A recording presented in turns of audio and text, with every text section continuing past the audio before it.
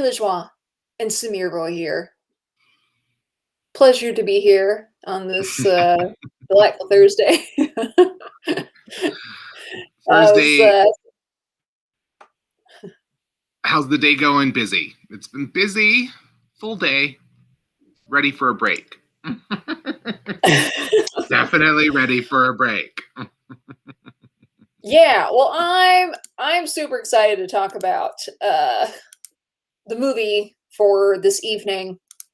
But before that, Samir and I finally finished watching The Jinx Yes. last night. Why don't you tell people about The Jinx while I get it shared? Oh, yes. Well, as you know, me and Amy are big true crime fans, and this was one of those doc series on HBO that was from 2015 that we neither of us had just made the time to watch, and we were watching that Vanity Fair Confidential series, and there was an episode about the Robert Durst story, and we're like, okay. I'm like, Amy, you realize there's like a whole series of this on HBO, and she's like, what? Okay, we're gonna watch it, and then we did, and we finally finished it last night. That ending was something. Yeah, it's if anyone is Never interested, remembers. It's everything going on with that man is still going on, and will be continuing next month. So if you are a true crime fan, a true crime documentary fan in particular, because I mean we don't like crime, we like the documentaries about the crime. Yeah. Yes, There's a difference. You got to watch it. It's on HBO, as is today's movie. Yeah. Yes. But yeah, it was fun. It was crazy. It took us a while to get through it, mostly because we watch it late for me at like 9:30 or something. And dude, you don't even know. You do not even the know. level. Some of the things Amy sometimes sends me screenshots of some of the messages that she gets, and I'm just like, I can. With my video blowing up again, I can't even tell you how many middle-aged men have messaged me things that could be comments. And yeah, please. And then things that are just like not appropriate, but you know. No. All the good things. Walter saw all the good things. Yeah, so that's next of what we want to watch. Because that is yeah. So if you've seen that, you've got to watch this documentary series because it's the same director, and Robert Durst had seen it and was like, hey, let's talk. And he was like, cool, let's do a documentary. And yeah. Anywho, anytime we get a chance to talk about true crime documentaries, we do. Now we can start the Murdering Mormons or Murder Amongst the Mormons. Murder Amongst Mormons on Netflix. I saw that one pop up recently. We're like, oh, there's the next one. Yeah, we're gonna have to start that. But off topic. We will be talking about A Little Princess today. This is part 2 of 4 of all the fantasy films we're doing for Genre Thursdays this month. But before that, yesterday for Woman Crush Wednesday, we talked about the iconic and still living, still kicking, still acting Sophia Loren and her recent film, The Life Ahead. She hadn't acted for 10 years. And then she came back and did this movie. This movie just came out. Was nominated for Best Song and won Best Song at the Golden Globes, and was nominated for Best Foreign Film. Will probably get nominated at the Academy Awards, and the Academy Award nominations will be out on Monday, so that will be exciting. Yes. Yeah. Some fun news. I was waiting for a while for that. I know. I really enjoyed this. I thought this was great. She was fantastic in it. This little boy was fantastic in this. It was certainly, predictable. I don't think there was anything where we were like, whoa, but it was still just like a beautiful story. I teared up a couple times, which doesn't happen often when I watch movies. That's true. She doesn't even cry at like the greatest melodramas ever made on film. Don't even make me cry.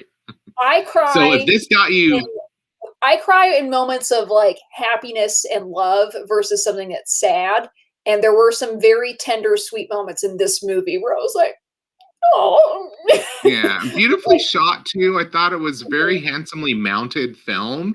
Like everything, like I mean, like you said, predictable. They're not like breaking the mold with this, but Yeah, there's nothing really to hate about the movie as far as I'm concerned. I'm like, I don't mind it being predictable. It's nice to see the journey of these two disparate characters coming to find comfort with one another, and um like Sophia Loren is like still just such this like just such a magnificent presence on screen. Like there's something regal about her that at first I was like, okay, she looks almost a little too magnificent to be this like poor woman who's trying to pay her rent. And like at first I was like, I don't know if I'm gonna buy this, but that just went right out the window like really fast because I was totally drawn to her. Like we were talking about yesterday, I'm like, it's interesting to see like, what she would do with a character like this when she's had all this life experience. And she still looks amazing also. Like she's aged like better than anybody. I don't think I see signs of like any like surgery or anything like that. So I think the way she looks like natural and it's just is still stunning. Yeah, I want to look like her when I'm her age. My God, I want to look like her now. Right. She's like still got it. I love that moment where he finds this old picture of her and you're like, man. Yeah, but this little boy who plays this character of Momo, I'm looking him up. It looks like Great he's only actor. ever done one other film. I mean, he's so young. I don't even know how old he is. He was so good in this movie. He was fantastic in this, and like this character goes through such a range of emotions of being like this little tough kid who doesn't take crap from anyone to having these like really sweet moments and everything in between. Yeah, he was fantastic. I really hope that this is just the start of a long career for him because I sure hope so because this is a really great child performance. Mm-hmm. Like you believe him through the entire movie. There's never a moment where you can feel like him trying to find his way through a scene. Like you sometimes get with kid actors, like they'll have good moments, and there's other moments where you can tell that they're acting. And it's a lot of kid actors. We'll have that moment. There's like no break anywhere in this performance for this kid. I was really blown away by it. Maybe something about him working with Sophia Loren too. Like that camaraderie between actors. Like imagine having Sophia Loren as a scene partner in these scenes where they're embracing and she's sharing bits of her life, and at the end when she really sort of comes out with everything when she knows she's gonna pass. And I'm like shocked that this didn't even get a SAG award nomination for it. This seems like a movie that is made to get Sophia Loren like one last Oscar nomination at the very least. Like I was kind of surprised because this is like the kind of role usually when you get older that you do this to get that Oscar nomination, and then they just throw everything at you because they're like, oh, you're old and we want to tell you how much we love you one last time. And I'm like, I guess they don't really care to tell her that one last time. But maybe we'll be surprised on Monday. Like I said, maybe. Who knows? Especially, my spidey sense is tingling. This has been such a bizarre year for film with so many things not being released. They're like, yeah, we're just going to hold off till when theaters can open up. But this little boy, I really hope that he understands the impact of like working with Sophia Loren. It's like, do you even know who she is? Like when you got cast, like I'm sure someone filled him in. What a delight! Yeah, I'm sure someone was like, FYI, you're working with like an icon. No pressure. Your first massive film, like where he has like a starring role, and then he has to work with Sophia Loren. And my God, he pulled it off. He was it was really kind of hard to choose like who was better in this as far as just like the takeaway performance. But they were just fantastic. This was great. I think this is a lovely choice. I'm glad that we picked this. Thank you, Aunt Julia, for your Patreon pick of The Life Ahead, because it also gave us the perfect reason to watch it. And it's just nice to see Sophia Loren on a screen again, like in a good role, not playing something jokey, something that really depends on, her being able to mine all of that experience she has in life for a role. And I thought it was good. Like I said, this isn't a break the mold, like masterpiece drama kind of movie, but it's a humble, sweet, sincere little film that I think is very respectable and worthy of her talent. Yeah. Watch this movie. It's on Netflix. Bring a little tissue, those beautiful shots towards the end of them together, like in her little sort of her little safe space in the basement of that building. Oh yeah, got me too. Yeah. Let it be known, this movie made me tear up. You will need tissues. Doesn't happen often. Yeah, please check this out. Again, likely to get nominated for Best Foreign Film at the Oscars. Probably won't win, given what it's up against, but it was great. It was great. Fantastic acting, fantastic child performance. Sophia Loren, Italy. Practice up on your Italian in this. Yeah, get your Duolingo on. Please watch. Yeah, please give this movie a watch. Moving on, let's talk about fantasy films.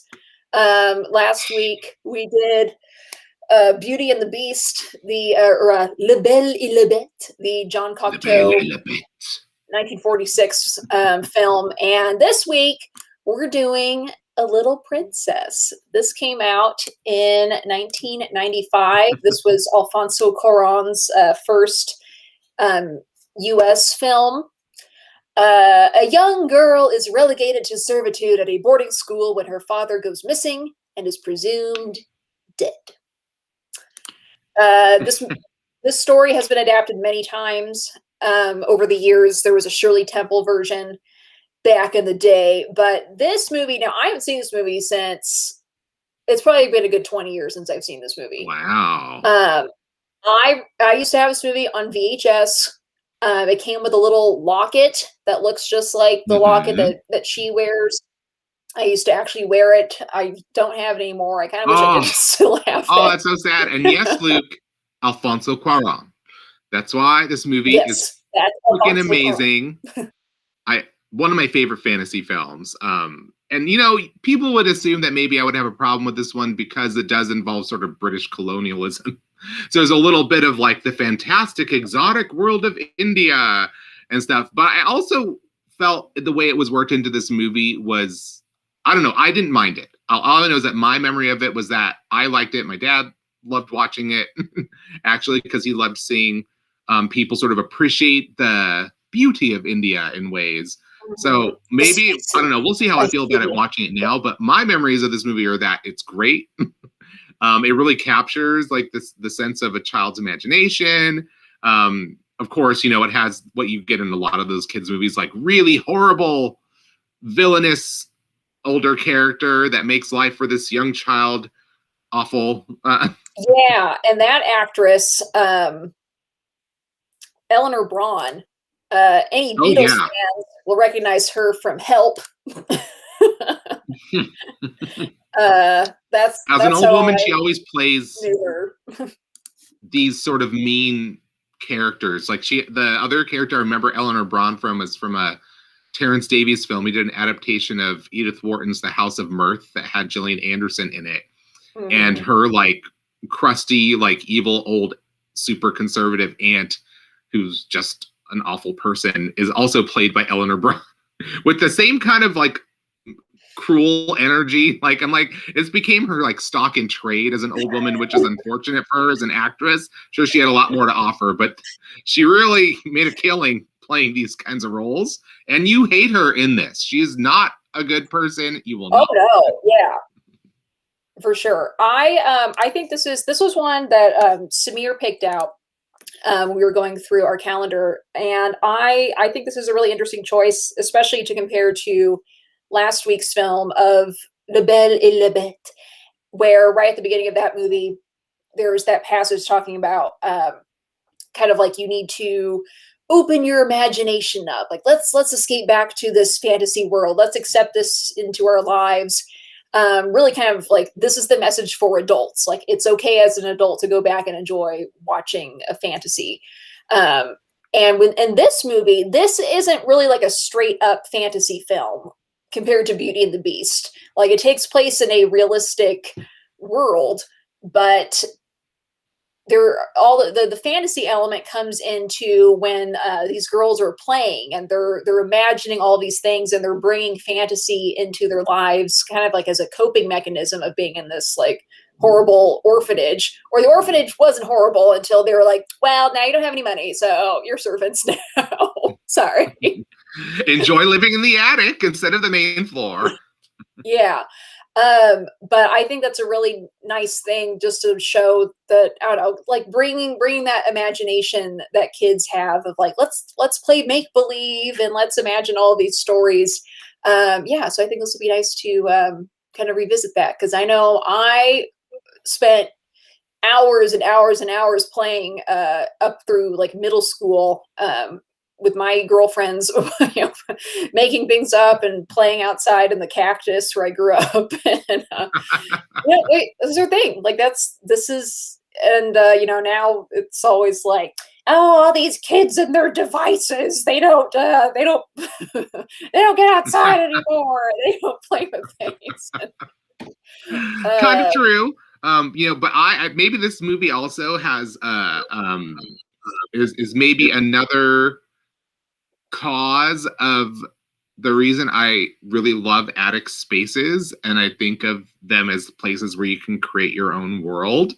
You know, like I live in an attic apartment that is, you know, you're seeing just this thing behind me. This is just one of the many like weird, visually enticing things I place all over in this place, because you know, it sort of sealed in me the idea that whatever space you can call your own is your own sanctuary, and you can make whatever you want of that sanctuary. You make it as beautiful as you want in whatever way you find beautiful. And so I always encourage people to do that with their spaces in any way.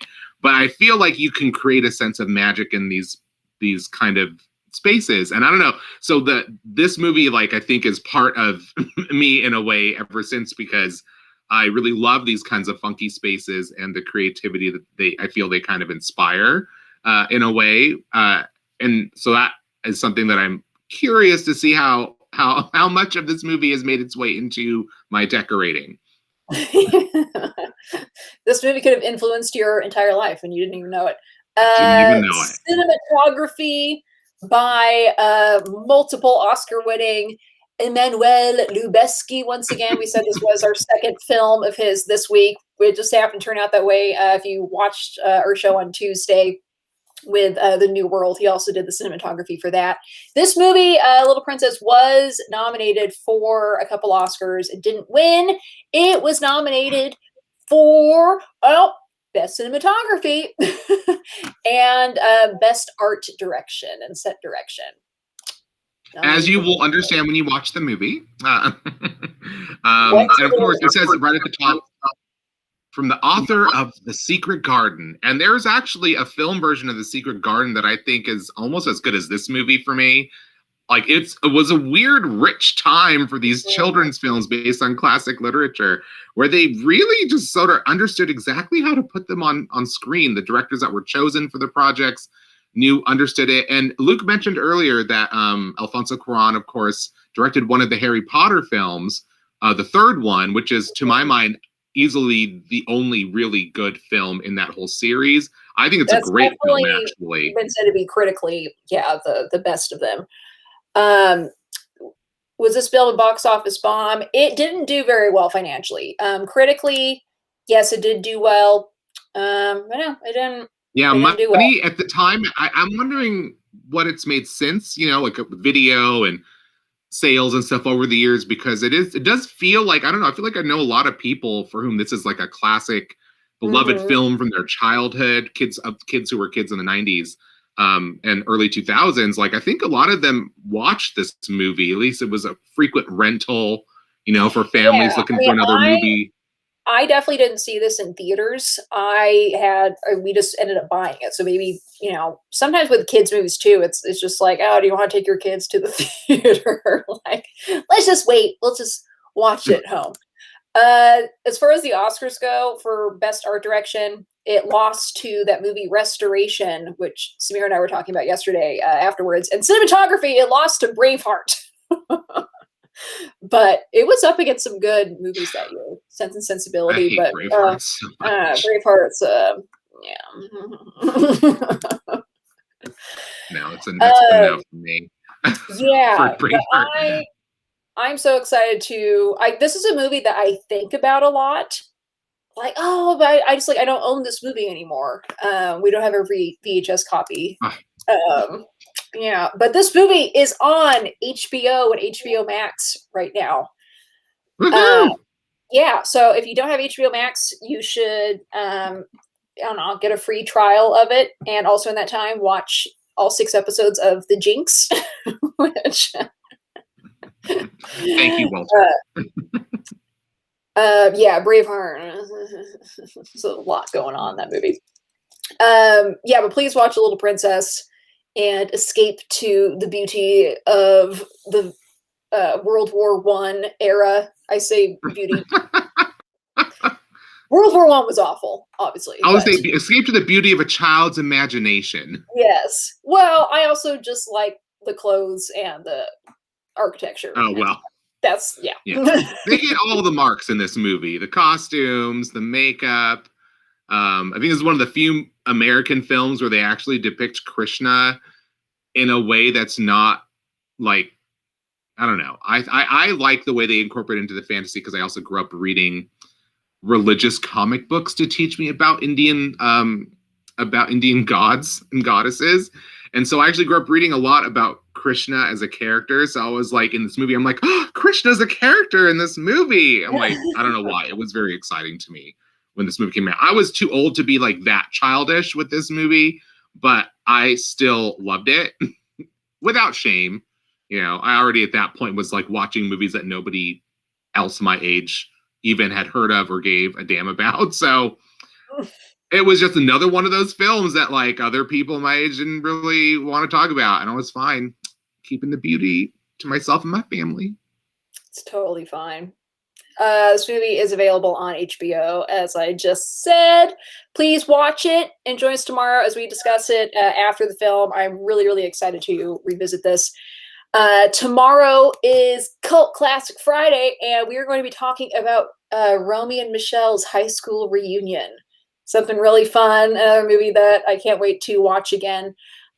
Please check out our Patreon if you are interested, and also check out our merchandising. I put links to both our Patreon and the merchandising over in the comments. One of our regulars bought a hoodie yesterday, so thank you. You know who you are. I don't know if who's watching today, but thank you. Yeah, hope everyone has a wonderful evening. Again, HBO Max. Join us tomorrow for Romy and Michelle's high school reunion. Thank you for watching today. Thank you for all the comments, and we'll see you guys tomorrow.